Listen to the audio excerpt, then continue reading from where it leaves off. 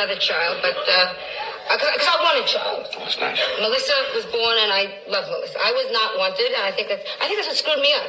But now you keep saying that you weren't wanted. Now, how do you know you weren't wanted? I think my mother tried to have an abortion. She never said so, but I was born with a hanger in my ear, and that gets her.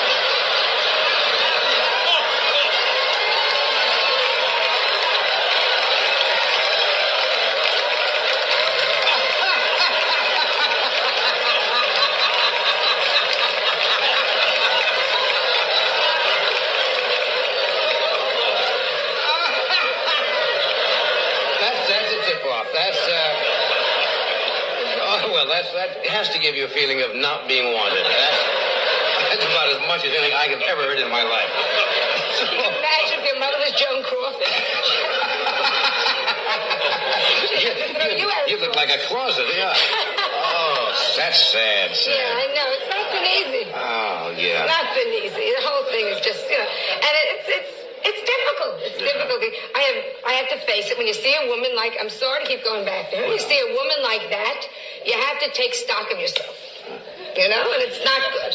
And I try to make sex more interesting for him.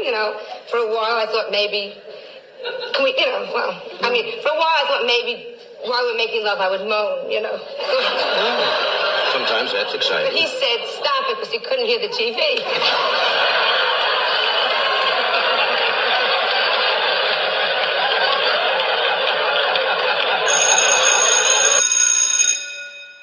Good morning. It's Wednesday, Apollo Wednesday, December the 31st, and this is The True Conservative. Welcome to all the butchers, bakers, and candlestick makers out there. I'm Ron, your host, and the only true conservative in the United States today. So today, after the Serenity Prayer and the patriotic song of the day, we will have Varney and Company, motivation, meditation, and Apollo. All that and more when I get back.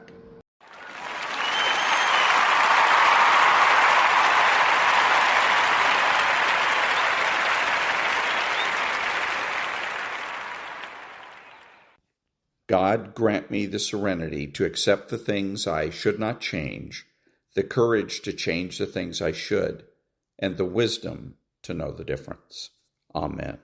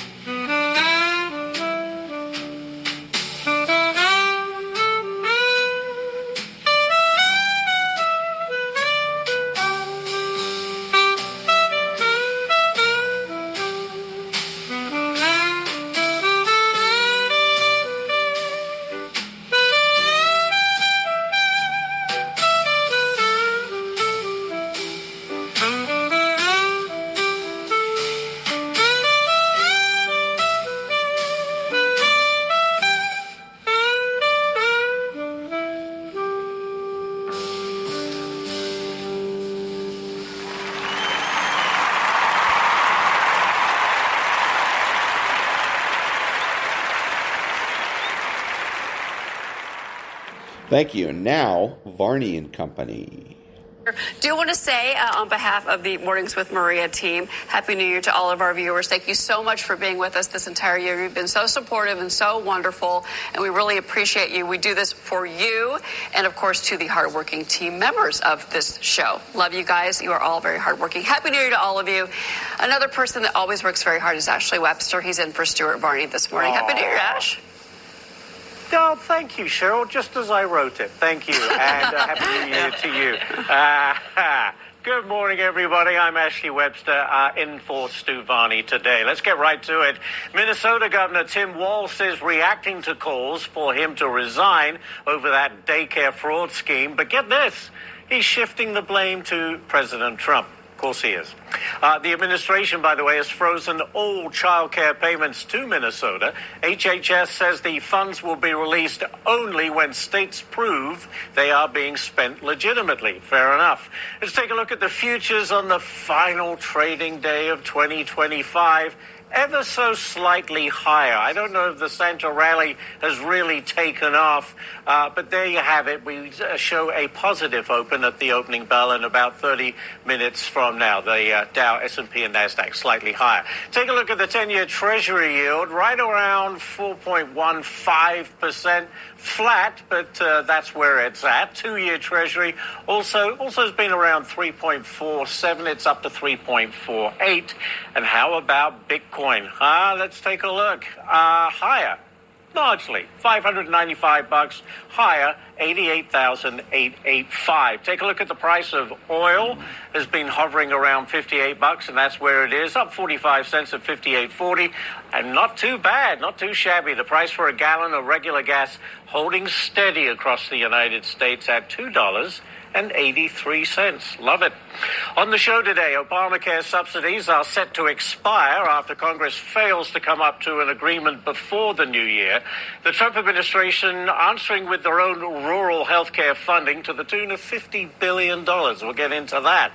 California Governor Gavin Newsom is delaying the mass cancellations of commercial driver's licenses for migrant truckers until March 6th. Transportation Secretary Sean Duffy responding, saying, quote, Gavin Newsom is lying. Duffy says the deadline is still January 5th. And could Eric Adams' last act as mayor be to end New York City sanctuary status? Wouldn't that be something? We'll tell you what he's doing that Eva Mandani may not be able to reverse. As clocks tick down to 2026, new social media laws will be going into effect in some states. In Virginia, teens will be limited to 1 hour of social media per day. Good luck with that. Plus, New Year celebrations have already begun, of course, around the world. You're looking at Sydney, Australia. Good day. Which kicked off the New Year just 1 hour ago. Beautiful fireworks display over the Sydney Bridge. We're going to show you more celebrations from around the world throughout the show. That's always fun. It is Wednesday, December 31st, 2025. And that was Varney and Company. Non-profit news now. Back in a minute.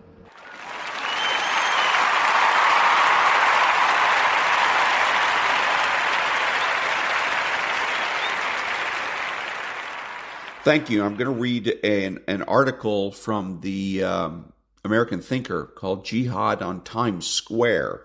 And I'm going to read just a few paragraphs of it, and then I'm going to read to you how it should have been written. There are few places on earth more symbolically American and more globally recognizable than New York City's Times Square. It is a commercial crossroads, a cultural billboard, and increasingly a battleground for ideological messaging. That's why many New Yorkers and visitors were understandably bewildered, if not outright angered, by a massive green digital display dominating Times Square before Christmas proclaiming Jesus was Palestinian. The color choice was no accident. Green is the traditional color of Islam, and the message itself is plainly political. Online reactions quickly labeled the display divisive, inflammatory, and inappropriate. Yet the response was not universally negative. Some commentators praised the message as thought-provoking, a bridge-building effort, or even the beginning of a national conversation meant to emphasize that Jesus was for everyone. The billboard sponsor, the American Arab Anti-Discrimination Committee, explained that its intent was to highlight supposed deep historical ties between Christianity and Islam, but intentions do not nullify consequences, nor do slogans override history. The Times Square display was not an innocent holiday reflection. It was an act of historical revisionism wrapped in the language of inclusivity and projected onto one of America's most visible public stages. When religious history is reshaped to serve contemporary political narratives, something more than dialogue is at stake. What is being erased is not merely nuance, but truth. Truth about Christianity's origins, about Jewish history, and about the real nature of Christian life under Islamic rule. Civilizational erasure does not always arrive with violence. Sometimes it comes softly, glowing in green, asking Americans to question what they have always known, just in time for Christmas. Okay, so now I'm going to read for you the same paragraphs but edited. There are few places on earth more conservative or more globally recognized as such than New York City's Times Square. It's a commercial crossroads, a cultural billboard, and increasingly a battleground for ideological messaging. That's why many conservatives were understandably bewildered, if not outright angered, by a massive green digital display dominating Times Square that just before Christmas proclaiming Jesus was Palestinian. The color choice was no accident. Green is the traditional color of liberal Islam, and the message itself was plainly liberal. Conservatives quickly labeled the display divisive, inflammatory, and inappropriate. Liberals, however, praised the message as thought-provoking, a bridge-building effort, or even the beginning of a national conversation meant to emphasize that Jesus is for everyone. The billboard sponsor, the liberal American Arab Anti-Discrimination Committee, confessed that its intent was to highlight supposed deep historical ties between Christianity and Islam, but intentions do not nullify consequences, nor do slogans override history. The Times Square display was not an innocent holiday reflection. It was an act of political subversion, wrapped in the language of inclusivity and projected onto one of conservatism's most conservative public stages. When conservatism is subverted to serve contemporary political narratives, something more than dialogue is at stake. What is being erased is not merely nuance, but truth. Truth about conservative foundations and about the real nature of conservative life under Islamic rule. Political dominance does not always arrive with violence. Sometimes it comes softly, glowing in green, asking Americans to question what they have always known, just in time for Christmas. Back in a minute.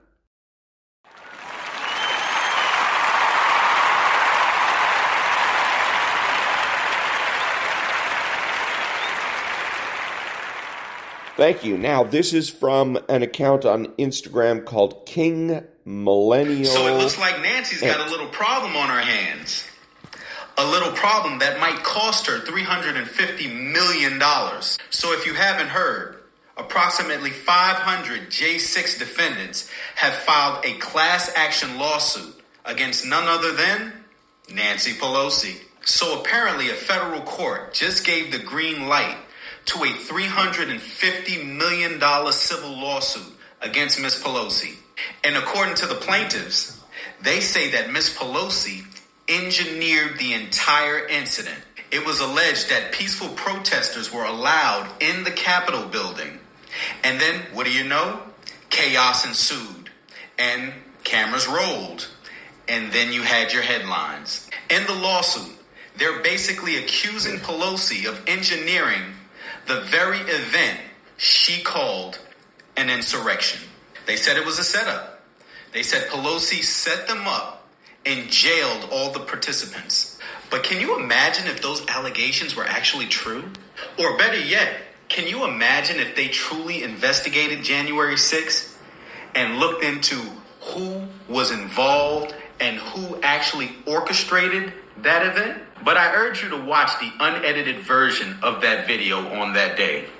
Tell me what you think about it. I mean, protesters were just allowed to walk into the building. They were in single file lines. It was almost like a class trip. And they were just taking a tour of the Capitol building with a few actors with cameras trained on them, acting a fool inside the building.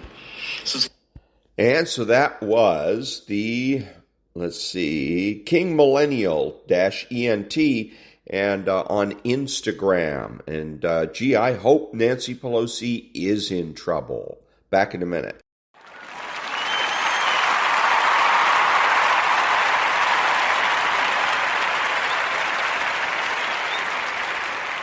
Thank you. And now a little bit of motivation.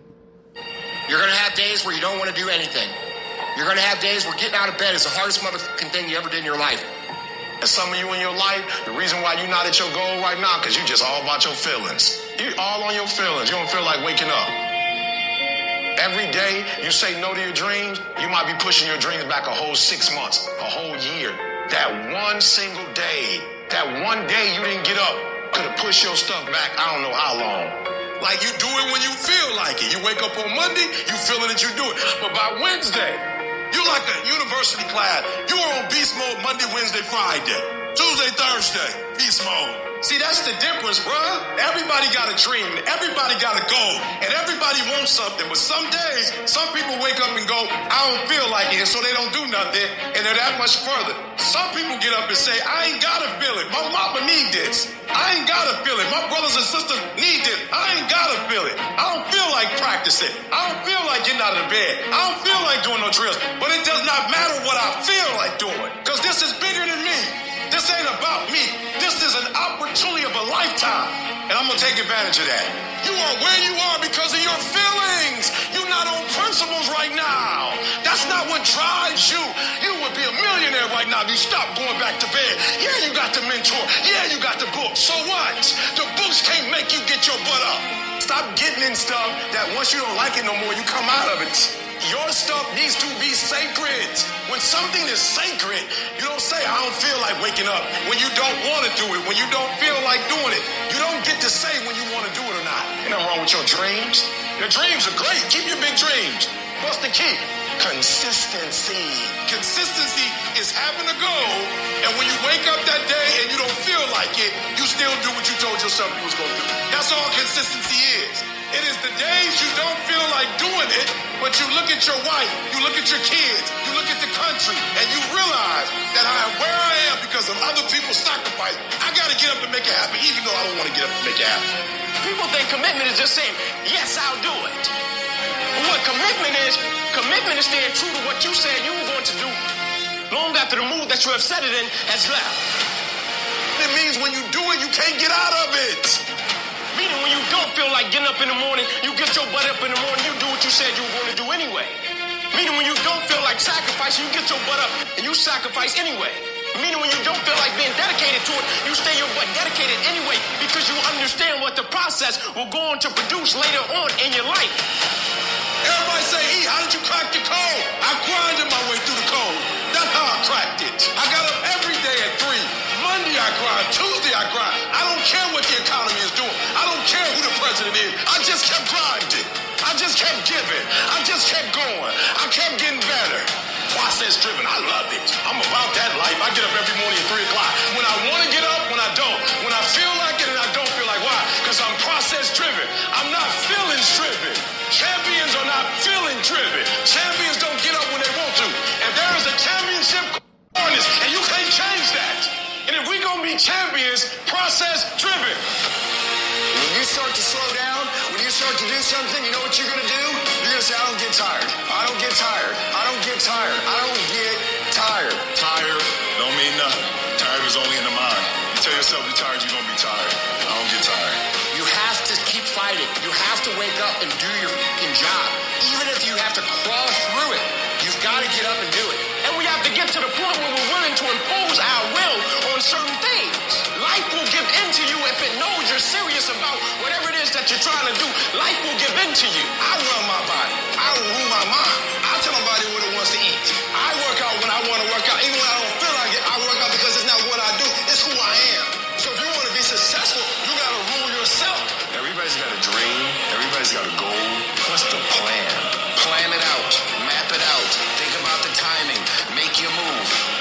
to schedule action each day, especially when it's difficult. A schedule doesn't have feelings. A calendar does not care if it's your birthday, if it's a holiday, if you're not feeling good, if the world's going crazy. A calendar does not care. A schedule does not care. You do it over and over and over again. It becomes a habit. What you gonna do on Monday? What you gonna do on Tuesday? What time you getting up on Saturday? What you doing on the weekend when everybody else chilling? You better grind. Just keep working. I'm not saying you can't rest, but you only rest when it's going to help you win. You're not resting because you're lazy. You're resting because you're tired. You're not quitting or giving up. Real people who achieve what you want to achieve, they say, I'm going there, and I'm going to get there, and I'm going to get there no matter what the it takes, no matter how long it takes, no matter what I have to do. That is going to be the result.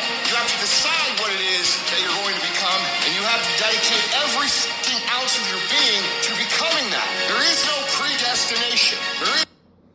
And that was a little bit of motivation. Back in a minute.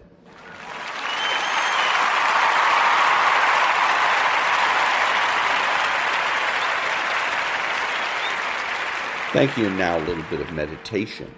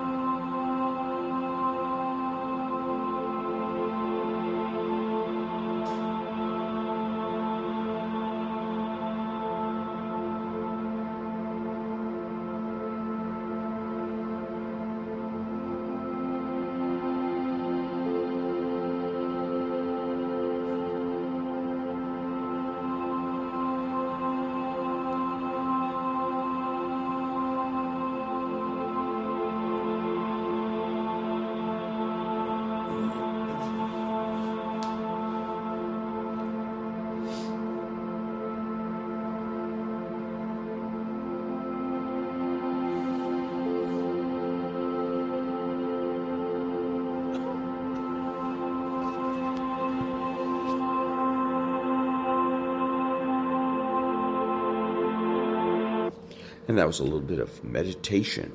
Back in a minute.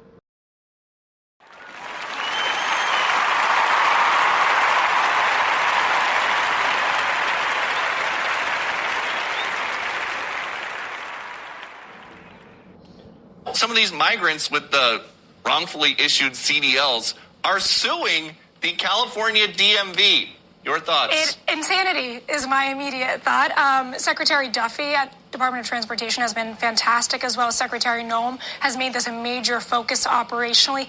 Get these people off of our roads. When you have someone who is driving an 18-wheeler or one of these big rig vehicles, that is like a missile coming down American roads. And the fact of the matter is, the California DMV, it is illegal under their sanctuary city politicians, Gavin Newsom. It is illegal for them to ask the legal status of one of these drivers. It sounds crazy. One of the guys trying to get these CDLs uncanceled on behalf of a group of these migrants says the state of California must help these 20,000 drivers because at the end of the day, the clerical errors threatening their livelihoods are of the DMV's own making. If the court does not issue a stay, we will see a devastating wave of unemployment.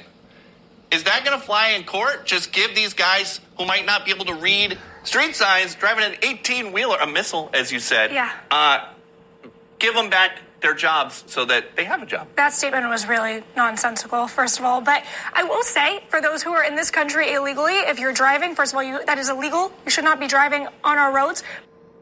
Okay, so the crawl says, threatening their livelihoods. Civil rights group says CDL revocation is devastating. So what they should do, that tells you that it's a liberal organization. So that's what they should have reported.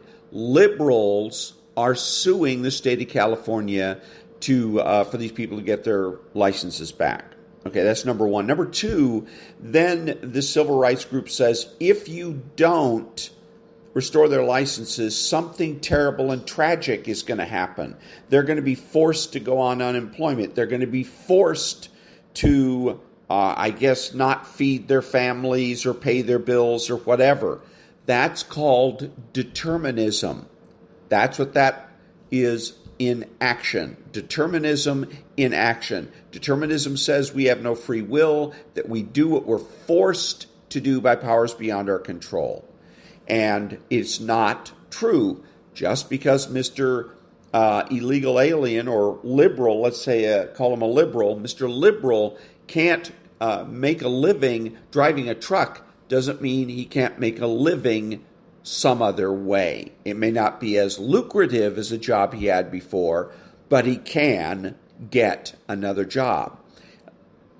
And it may mean not driving. I was going to suggest you go Uber or Lyft, but if he can't get a California driver's license, then obviously he's not going to be doing much of that either. But he takes the bus to Ralph's or Vaughn's and works as a bag boy or something like that. So what they're doing is determinism. Determinism doesn't sell because we know we all have free will. And the people that are denied their commercial driver's licenses will just have to find something else to do to provide for their families. Back in a minute.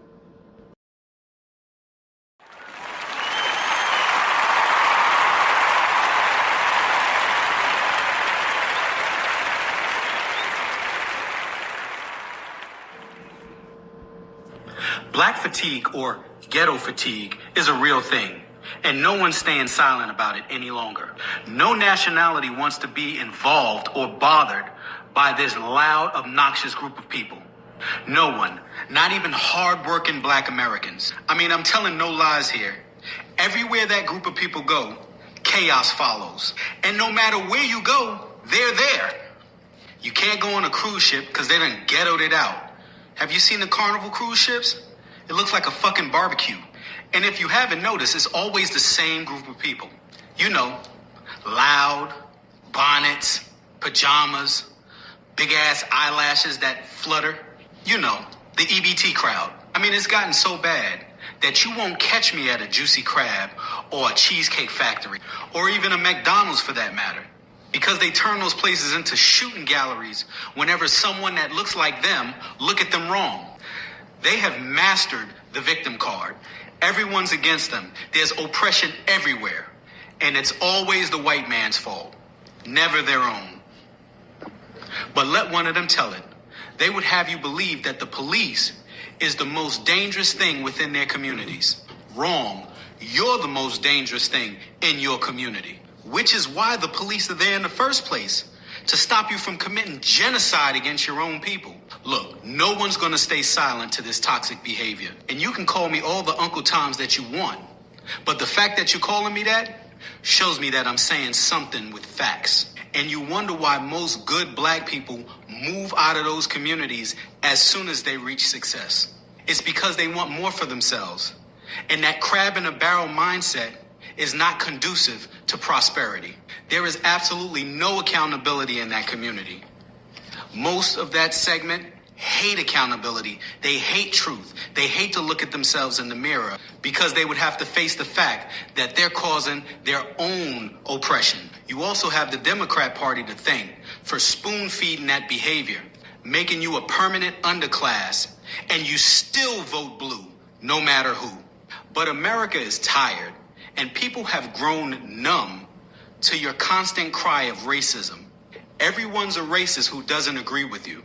But meanwhile, you can be bigots to everybody else. But yes, I say it again. Black fatigue or ghetto fatigue is real. And it's time that we say something about it. And please. And that was King Millennial on Instagram, from Instagram. The only thing I would change about that is, again, liberal. Throw the word liberal in there. Because that's what it is. Even in the black community, there's conservative blacks, there's liberal blacks. And it's the liberal blacks that are creating all the problems. Back in a minute.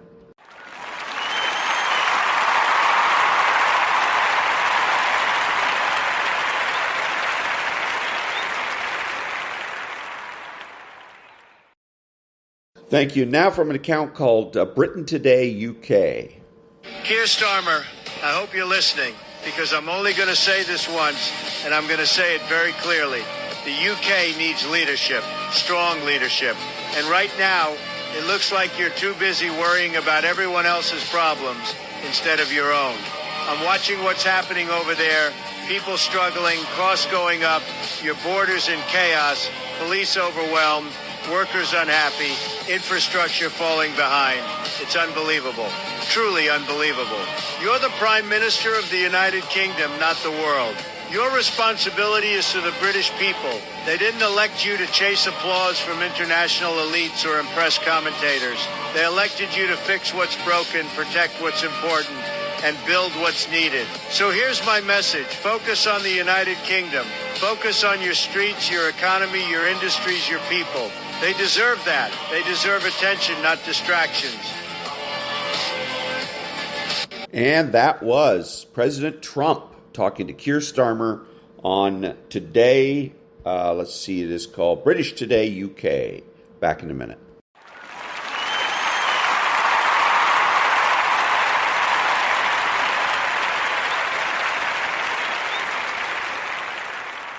Thank you. Now from an Instagram account called Kalliope 813. I cannot believe that this Elmer Fudd-looking motherfucker, Tim Walz, is going to sit here and say, oh, people are going past my house calling me names. This is going to get violent. Hey, Walz, Malaka, you've been calling us Gestapo, Nazis, racists. We got people getting shot because of the bullshit that you are feeding them. You and your little party, okay? But now you're worried about it getting violent? Well, fortunately, you know how to load a gun. We've seen you try to do that. Go sit on your fucking front porch and, defend your family. Do what you got to do. Or you can tone it down. You can stop calling people names. You can stop stirring the fucking pot. And it's so funny because you can stir the pot, but when it gets a little hot, then you start to get, but they're making fun of me. You're such a typical little bitch, okay? That's what little bitches do.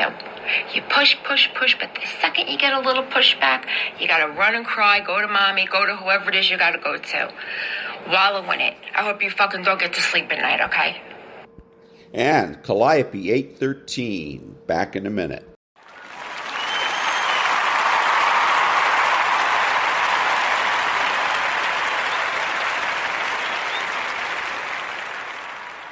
Thank you. And now, Apollo.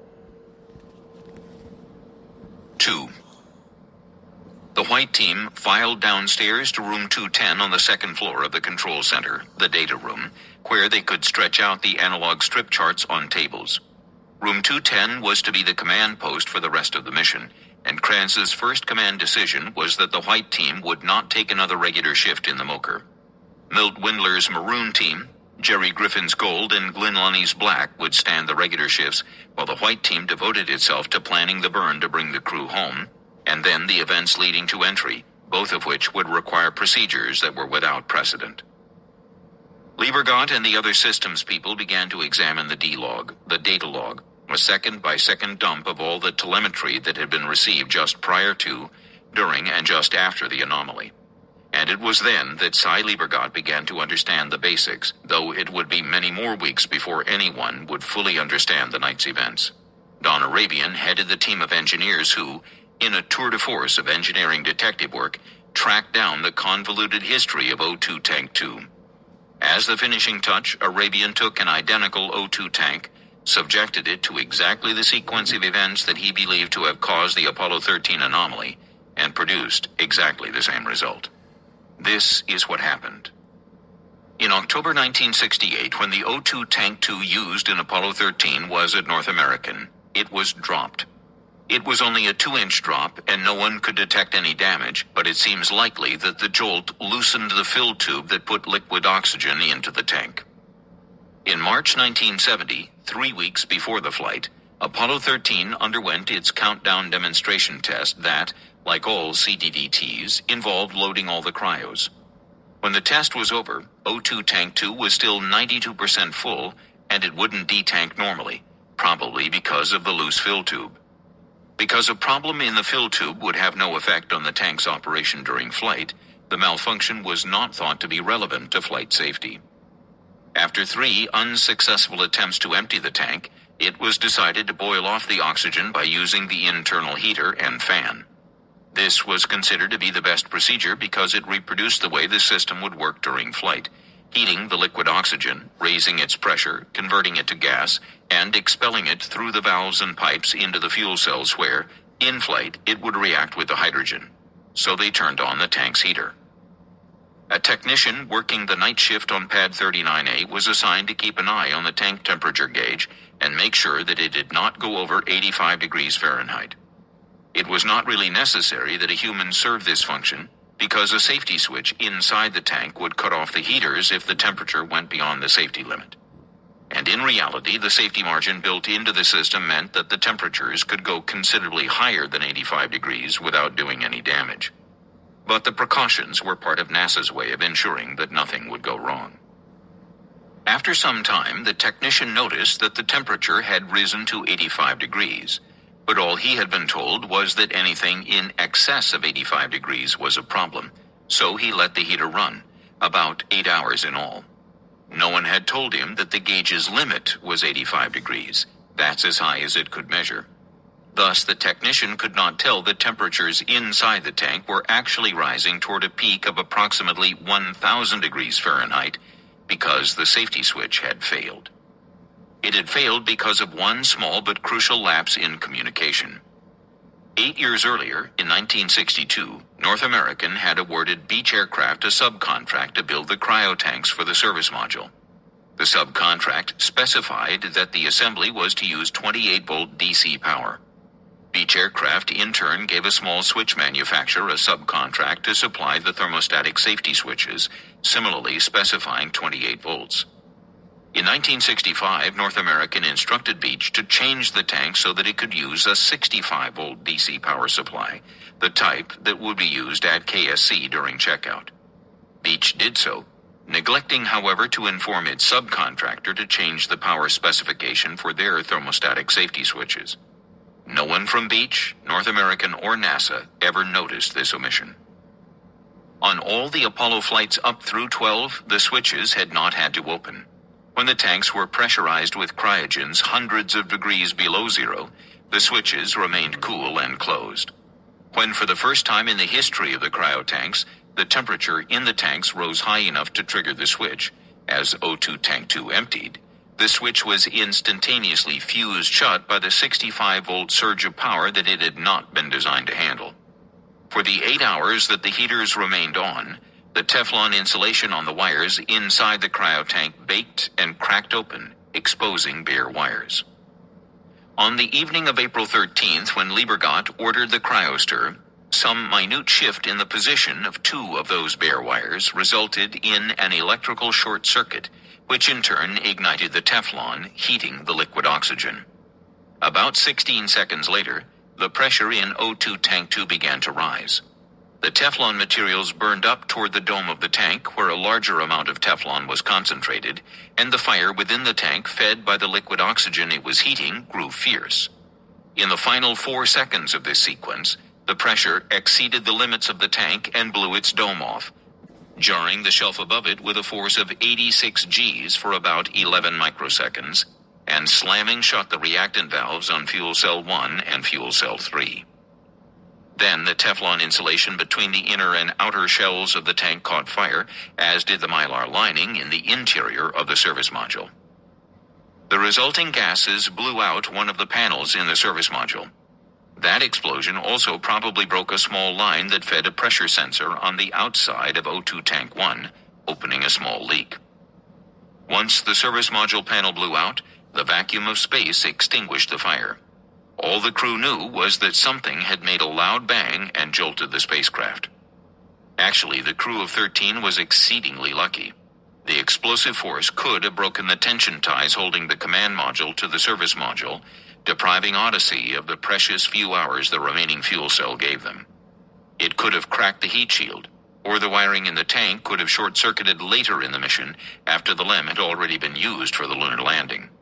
If the explosion had occurred while the LEM was on the lunar surface, the result would have been especially ghoulish, with 2 healthy astronauts stranded on the moon, while the command module and its pilot died overhead.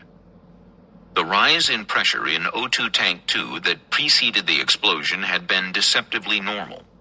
First, the pressure rose for 24 seconds, then it stabilized. Even if Liebergott, Sheeks, or Bliss had noticed the rise in O2 pressure during this period, it would not necessarily have caught their attention. A rise in pressure was, in and of itself, part of a normal fluctuation. For the next 15 seconds, the pressure held steady. Then it rose again for another 30 seconds. Liebergott, Sheeks, and Bliss were still concentrating on the quantities shown in the tanks of hydrogen, the readings for which they had requested the cryostor in the first place. The readings for the O2 tanks were also at the bottom of the screen, just to the left of the ones for the hydrogen. At this moment, there was no light to blink on and alert the controllers to the changing pressure. The ECOMs had set up a yellow warning light on the ECOM console to indicate a change in pressure in the cryo tanks, but it was a pay attention light that went on whenever the pressures were moving markedly up or down, which they did frequently, and on this occasion the warning light was already lit because of changing pressure in the hydrogen tank. So none of the 3 noticed the numbers for O2 Tank 2 during 4 particularly crucial seconds. At 55 hours, 54 minutes, and 44 seconds into the mission, the pressure stood at 996 psi, high but still within the accepted limits. 1 second later, it peaked at 1008 psi. By 55:54:48, it had fallen to 19 psi. During those same 4 seconds, the temperature in the tank went from minus 329 to plus 84 degrees Fahrenheit. If one of them had seen the pressure continue on through the outer limits, then plunge, he would have been able to deduce that O2 Tank 2 had exploded. It would have been a comparatively small leap to hypothesize that the explosion had damaged the piping from the second O2 tank as well. And once they had been able to conceive of something having occurred that disabled both oxygen tanks, then the problems reported in the electrical system would have made sense. Cy Liebergott had, in his estimation, failed to live up to the controller's code. 2 numbers among the 54 parameters on his cryotab screen had silently changed, or more precisely, many of the numbers had silently changed, but 2 of them had changed anomalously, and at a time when he had reason to be looking elsewhere. Liebergott had not noticed. His 2 ECS men in the back room hadn't noticed either, but that didn't make Liebergott feel any better. Every night for the 2 weeks after the accident, he was awakened by a nightmare. In the dream, he was in the Mocher. The Odyssey's crew reported that they had a problem. He looked at the screen only to see a mass of meaningless numbers, and then he relived the next anguishing hour. After 2 weeks of the nightmare, the dream changed. In the new dream, which he had only once, Liebergott looked at the screen before the bang and saw the pressure rising. He realized that the rise was abnormally fast. Flight, he called to Krantz. Pressure's going up in O2 tank 2. Think we have a failed-on heater. Tell the crew to turn off the heater. The crew turned off the heater, and the pressure kept going up. Liebergott said, Flight, have them pull the breakers on panel 226. The crew pulled the breakers. Then the tank blew, and Liebergott saw the pressure drop and told Flight exactly what had happened. And then everything else occurred just as it had in reality, for noticing would have saved some time in figuring out what had gone wrong. But it could not have prevented the crippling of Apollo 13. The nightmares stopped.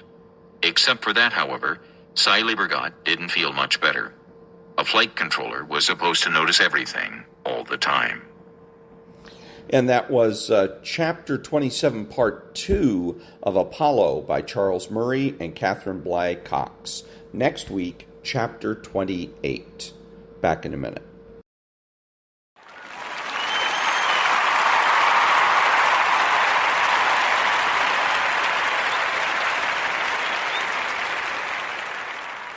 Thank you. This is Ron, your host, the only true conservative in the United States today, bidding adios to all the butchers, bakers, and candlestick makers out there, and reminding you that you're not neutral and that the government has no rights.